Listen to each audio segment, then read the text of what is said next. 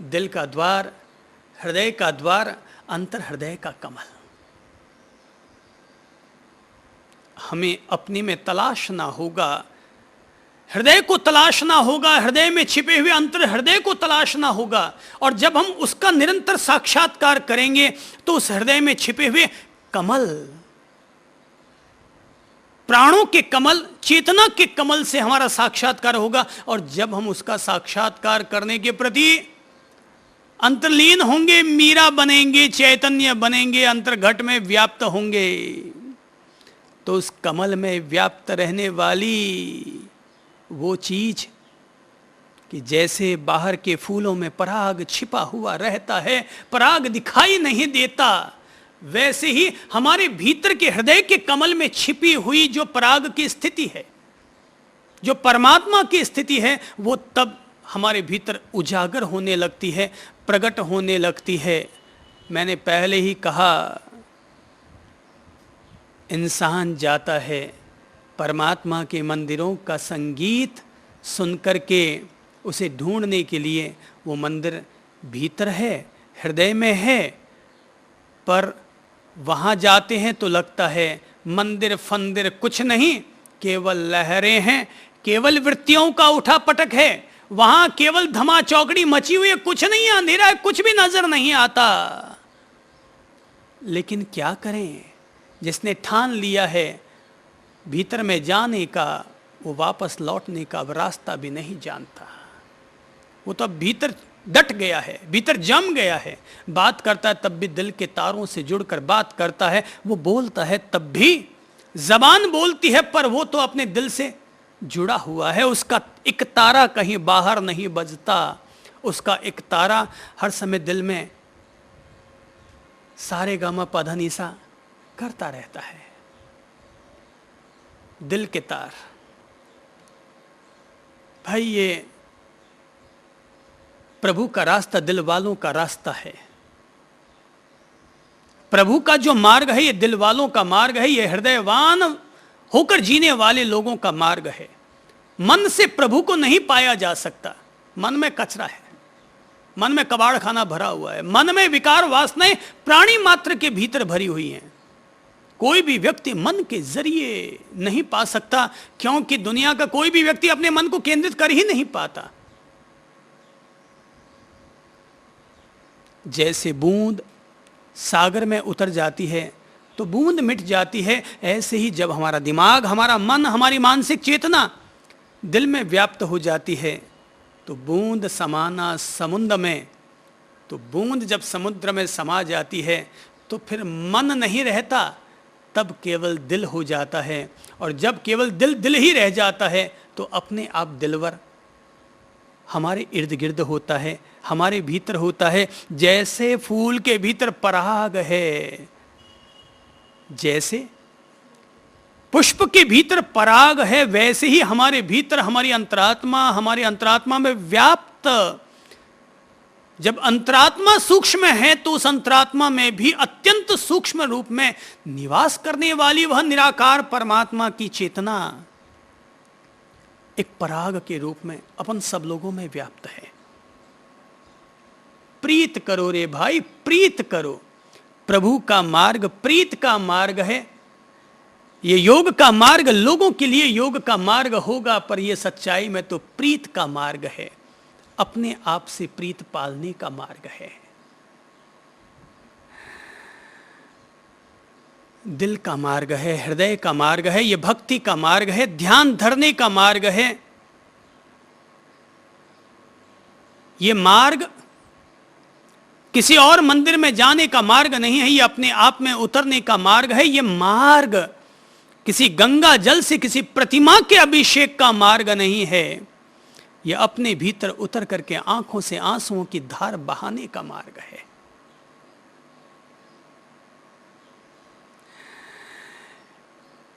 और जो गंगाएं बहती है वो हिमालय से निकलती है, पर आंखों से जो आंसुओं की धार निकलती है, ये जो गंगा निकलती है, ये गंगा तो भीतर के हिमालय से निकलती है। ये जीवन एक रहस्य है, ये जगत एक रहस्य है, पर किसी भी रहस्य को समझने के लिए हमें उसके सेंटर में उतरना होगा। बाहर बाहर से देखकर हम पहाड़ों को, पर्वतों को, नदियों को, झरनों को देख सकते हैं, पर अगर उसके रहस्य को समझना है तो हमें उसके उद्गम स्थल तक उतरना पड़ेगा, ठेठ भीतर तक जाना पड़ेगा, दिल से प्रीत पालनी होगी।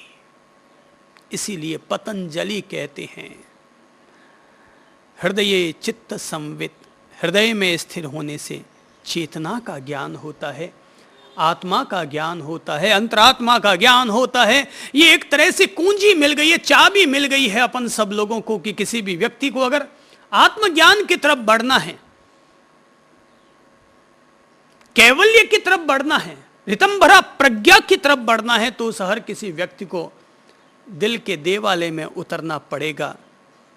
तेरा साईं तुझ में ज्यों पुहपन में बास, कस्तूरी का मृग ज्यों फिरी फिरी ढूंढे घास।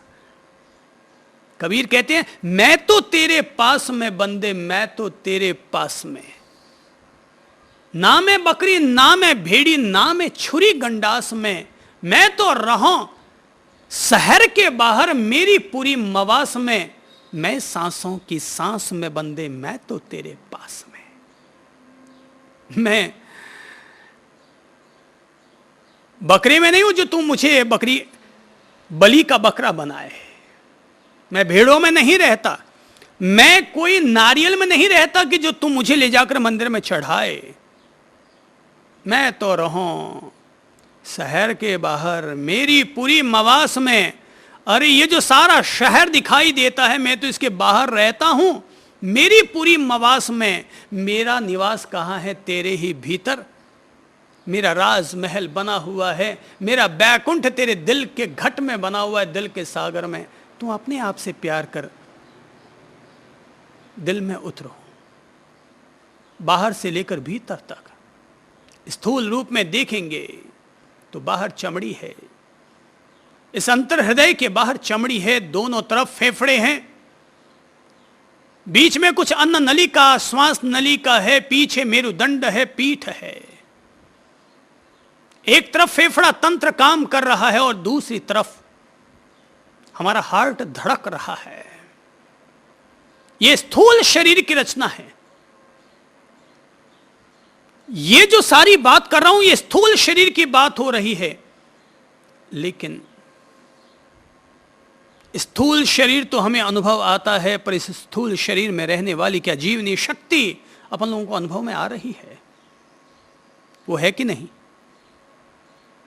है? नहीं है तो बैठे कैसे हो? अगर वो नहीं हो तो अभी लुढ़क जाओगे, जहां बैठे हो वहीं लुढ़क जाओगे। तो ये तो पहला विश्वास जग गया कि इस स्थूल शरीर के भीतर एक जीवनी शक्ति है, और वही जीवनी शक्ति जब दिल से जुड़ती है, हृदय से जुड़ती है, तो हमारे अस्तित्व के मूल प्राण से, मूल चैतन्य तत्व से हमें अपना साक्षात्कार करवाती है। तो जब ध्यान धरो, अगर रोग मुक्ति के लिए ध्यान धरना है तो नाभि पर ध्यान धरना, पर अगर आत्मज्ञान के लिए ध्यान धरना है तो अपने स्थूल हृदय प्रदेश, अंतर हृदय, ये पूरी जो छाती है, छाती का मध्य क्षेत्र है, ये सागर के किनारे जाने की तरह है कि हम अपने आप को कंसंट्रेट कर रहे हैं। एक छिपा हुआ है मंदिर, लगता भी है कि कहीं कोई संगीत होगा, मगर वहां जाते हैं तो केवल लहरें हैं, कुछ नहीं है मंदिर फंदिर। पर इतना सा देखकर अगर लौट गए तो जन्म जन्मांतर तक अपन यूं ही लौटते रहेंगे। पर अगर हम ठहर गए, वहां अपनी स्थिरता बना ली, इस पूरे प्रदेश में अगर अपन लोगों ने अपनी स्थिरता बना ली, तो धीरे धीरे धीरे धीरे काया बिखर जाएगी। अणु अणु से जुड़कर बनी हुई ये जो काया है, ये जो आटे का गूंदा हुआ जो लोथड़ा है, ये कण कण हमें बिखरा हुआ अनुभव होगा। प्रत्येक स्कंद, प्रत्येक अणु, प्रत्येक पुद्गल, प्रत्येक परमाणु घटते हुए नजर आएंगे। अर्थात पदार्थ, अर्थात पर्याय, अर्थात ये जो पंचभूतों से बना हुआ ये जो तत्व है, तब इसी पंचभूतों से बने हुए तत्व में ही भगवान होंगे। भगवान में ही पंचभूत छिपे हुए हैं।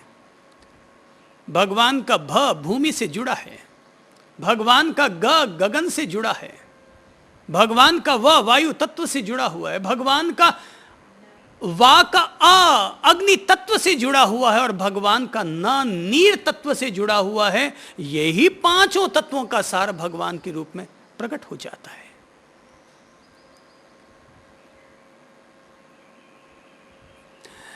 मैं हृदय का प्रेमी हूं, मैं हृदय का दूत हूं, मैं हृदय का सौदागर हूं। दिल की बात करता हूं, दिल से बात करता हूं, दिल से बोलता हूं, दिल वालों से बोलता हूं। मैं पंडित नहीं हूं, इसलिए पंडितों के कोई काम का भी नहीं हूं। मैं ज्ञानी नहीं हूं, इसलिए ज्ञानियों के काम का नहीं हूं। मैं दिल वाला हूं, इसलिए दिल की बात बोलता हूं। और मेरी बातें वे ही लोग समझ सकते हैं जिनके पास कोई दिल है, कोई आत्मा है, कोई हृदय है। वे ही लोग मेरी बात को समझ सकते हैं। केवल मन के तल तक समझोगे, तर्क के तल पर समझोगे, तो मुझे दुनिया का कोई भी व्यक्ति नहीं समझ सकता। मेरे इर्द गिर्द रहने वाले लोग भी मुझे कभी नहीं समझ सकेंगे,